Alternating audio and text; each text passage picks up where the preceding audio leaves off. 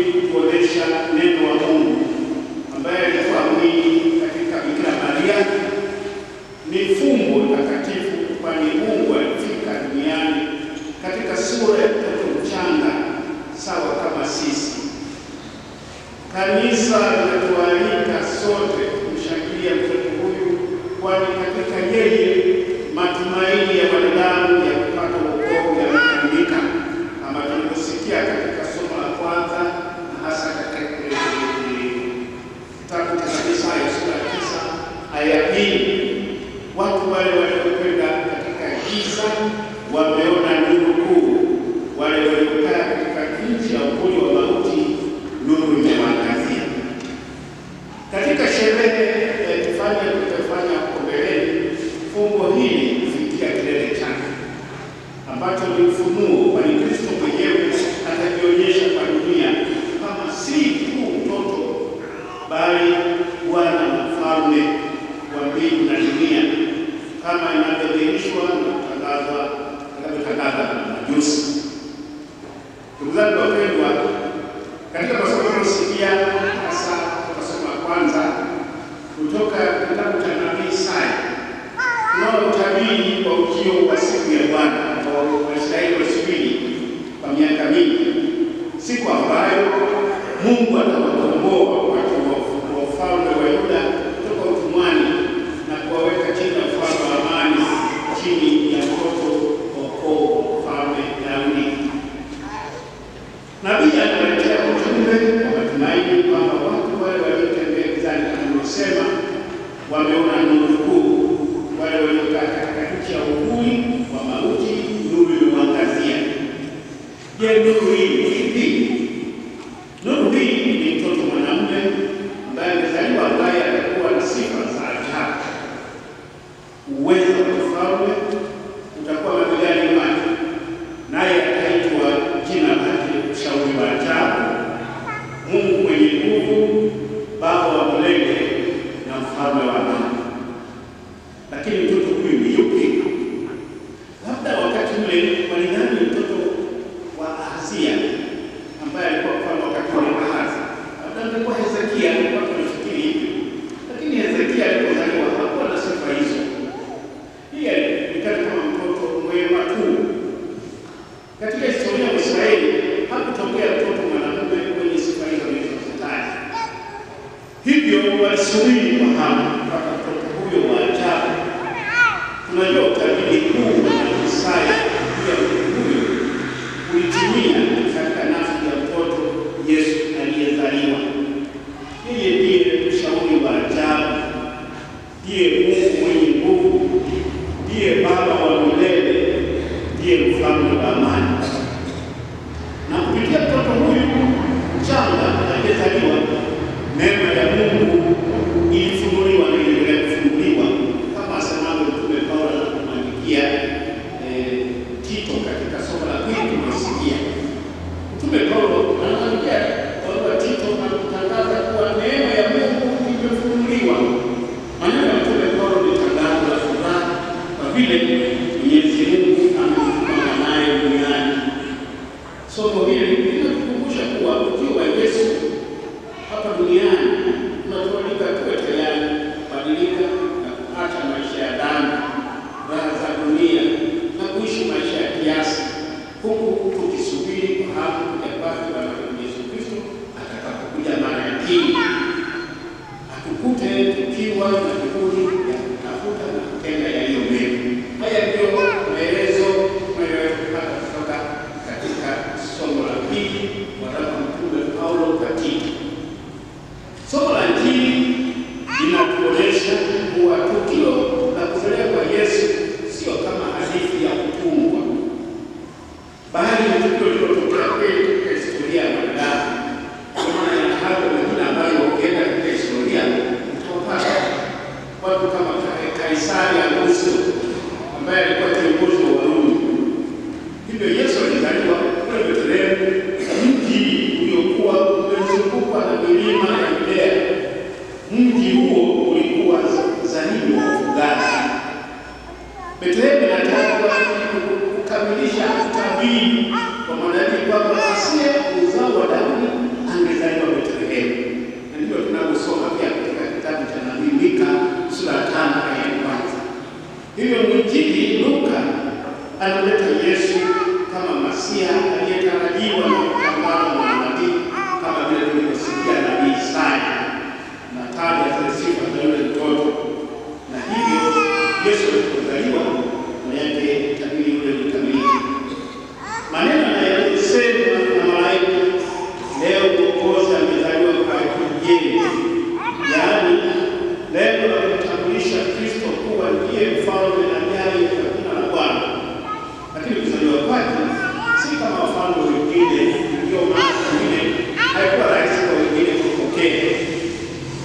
amezaliwa mahali ambapo hatukutarajia, amezaliwa pangoni, ameonyesha unyonge, hana silaha wala mali kwa ajili ya kutawala dunia kama mfano wengine waliokaa kwenye fulani. Hata wachungaji wanaona malaika kuwa watakuta mtoto wa kawaida maskini kati ya watu maskini na tumesimuliwa kwa namna gani mtoto amezaliwa. Walikuwa kwenye sensa, mtandao sensa hapa 2012 kulikuwa na sensa 2012 ilipotangaza sensa na wao wakatangaza sensa. Kwa hiyo kila mtu alikuwa kwenda katika sehemu yao. Kwa maana Yusufu anachukua mali yake na anasafari kwenda kule, lakini kwa tayari amepaswa habari analipa ya msafara kwa uwezo wa maana kwenda kwa msimu. Wanapofika kule katika mazingira yake, wakati wa kufungua kwake unafika na wanahangaika kutafuta mahali na nini. Leo umeona katika maagizo ya kutafuta nyumba, wamekwenda kila mahali kugonga kuuliza na pesa, hakuna mtu okay. Hivyo maskini hawana uwezo, hawana akiba. Hiyo katika mlima mmoja tu ndio aliweza kusema mwendeni mkakae kwenye eneo lake linalofanyia wanyama kwenye zizi, na pale ndio wanaona ni mahali ambapo waweza kukaa na wakafungua na kumlaza mtoto katika mti kwenye ile bila kulishia ng'ombe hivi, wakamlaza pale kama kawaida watoto wadogo. Na hiyo ndio namna ya kuzaliwa Mwokozi, ambaye mfano wa ajabu mwenye mamlaka na gari mwana ndio anakuja duniani kwa njia si kwamba hakuna uwezo wa kuzaliwa na wazuri, lakini tunataka yeye Mwokozi wake kutoka kwa maskini wa mwisho aliyedharauliwa. Ndio wachungaji wa wakati ule walikuwa chini sana, na watu walikuwa wanadharau na kuingia kwa kuwaruhusu kuingia kanuni, na hata mahakamani kwa ushahidi, kwa sababu sima walizoea kwa mifuko na kusema uongo. Kristo alikuwa lakini Kristo anakuja na kwanza kushuhudia ujio wa Mwokozi, kiacha Maria na Yusufu. Hawa wachungaji ndio ambao wametambua, baadaye wameenda kusujudia, baadaye hata habari zaidi kwa malaika juu ya mtoto huyu. Ndugu zangu wapendwa, Yesu amechagua kuishi na watu kama hao, kama wachungaji, na hata katika maisha yake baadaye ataishi hivyo. Wale watu watakaribu kwa watu wa wanadamu ndio ambao watakuwa watu ambao watakuwa nao kwa karibu, watu wale ambao huzaliwa na jamii, hutengwa na jamii, ili waweze kushiriki pia furaha na Yesu Mwokozi, lakini yeye pia kushiriki majonzi yao. Hao ndio wanaopokea kwa furaha matajiri wa wakati ule, wenye nguvu, na wale waishio katika majumba ya fahari, waliodhani wanaelewa kila kitu na kumiliki kila kitu kinachowasaidia kupata furaha yote hapa duniani, au kumhitaji Kristo mkombozi wala Masiha. Ndio maana hawakushughulika naye. Sisi Wakristo kuzama leo, usiku huu tungependa kujifananisha na nani? Tujifananishe na wachungaji? Tujifananishe na Yosefu na Yusufu? Au tujifananishe na wafalme na Musa na wafalme wengine? Tukiangalia wachungaji kama tujifananishe nao, walikuwa tayari kupokea habari njema ya ukombozi, walikuwa tayari kubadilika ili kupokea ukombozi huo. Hakika mtoto Yesu alizaliwa alikuwa kwa ajili yao.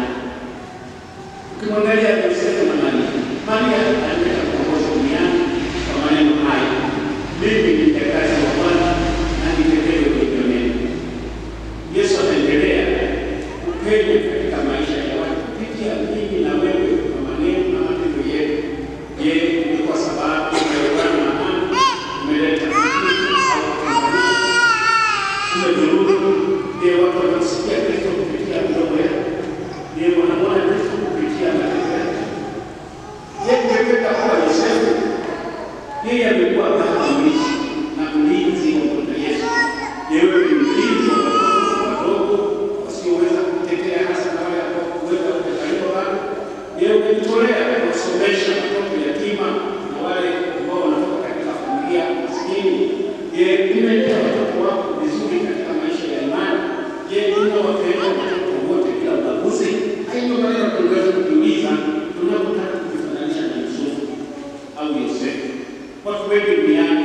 kusubiri kwa hamu siku ya Krismasi au Noeli na kujiandaa sana kwa mambo mengi, na hata tunaona alipenda kuweka pambo kwa Yesu. Ni jambo zuri, lakini kuna kishawishi cha kutaka kuadhimisha Krismasi bila mtoto Yesu, kwa kumwondoa Yesu katikati ya Krismasi, kwa kujiandaa kiroho wasababu Yesu yuko ndani yake. Hiyo ni sherehe kama sherehe nyingine, labda ya nini, siku ya mapinduzi au nini, lakini kama ni kweli sherehe ya Krismasi, Kristo ana kati yetu.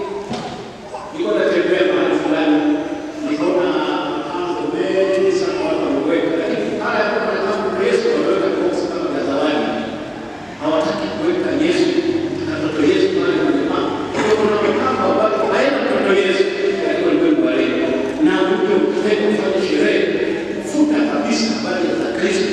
Tuwe na Krismasi bila Kristo, kwa Krismasi na Kristo na Kristo mwenyewe. Kwa hiyo kulikuwa Kristo katika Noeli ili wafanye ya kwao ambayo pengine usisahau kwamba ile Krismasi ni Yesu pekee. Bila kuzaliwa Kristo duniani hatungekuwa na Krismasi, lakini Kristo ndiye alileta na kufika mpaka mambo mengi sana yamebadilika duniani kupitia Yesu Kristo alifika duniani. Hivyo wewe unaendelea kuongeza nini? Unaona sasa hatuhitaji tena Kristo kwa wakati yetu, ndio kwa sherehe ya Krismasi bila Kristo mwenyewe. Na hiyo ni jitihada za binadamu ambazo pengine madhara yake yanaweza kuyakuta kwa duniani. Kwa hiyo tunajaribu kumuondoa Kristo kwa kushirikisha katika mambo ya kiroho yanayoandaa vijana wetu, yanakuwa na matokeo mabaya kwa maisha yetu. Kwa hiyo kupita kama sherehe zingine za kidunia kama nilivyosema. Kwa hiyo sisi tunaalikwa kushiriki pamoja na malaika, tukitambua kwamba sherehe hii kwetu ni kubwa, ni ukombozi wetu. Tuko hapa kwa sababu tunatambua Mwokozi wetu, mkombozi wetu alizaliwa siku kama ya leo, na hiyo kuja pamoja tuweze kushangilia. Ni siku kubwa ambayo inatupatia furaha, inatupatia amani, inatupatia matumaini, inatupatia ukombozi. Kwa hiyo Noeli au Krismasi lazima tushirikiane na malaika kutangaza juu ya utukufu wa Mungu juu mbinguni, lakini pia na amani duniani kwa watu wenye mapenzi mema. Hivyo walivyoimba malaika wakati ule, lakini sisi tunaweza kuimba pia wimbo mwingine. Mbali kule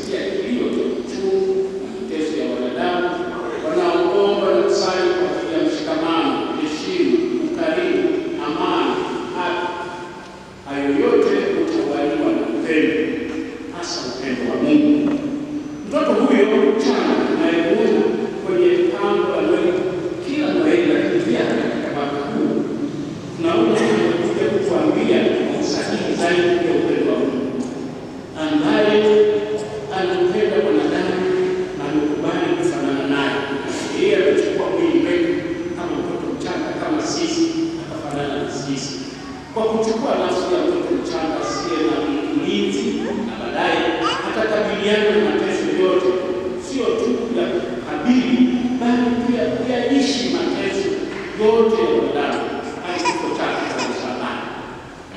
Ndugu zangu, Mungu ambaye katika ulimwengu huu amekuja kuishi miongoni mwa wanadamu kupitia mwanaye, akiwakilishwa na yule mtoto mchanga aliyezaliwa kule Bethlehemu, ambaye tunamshabikia usiku huu.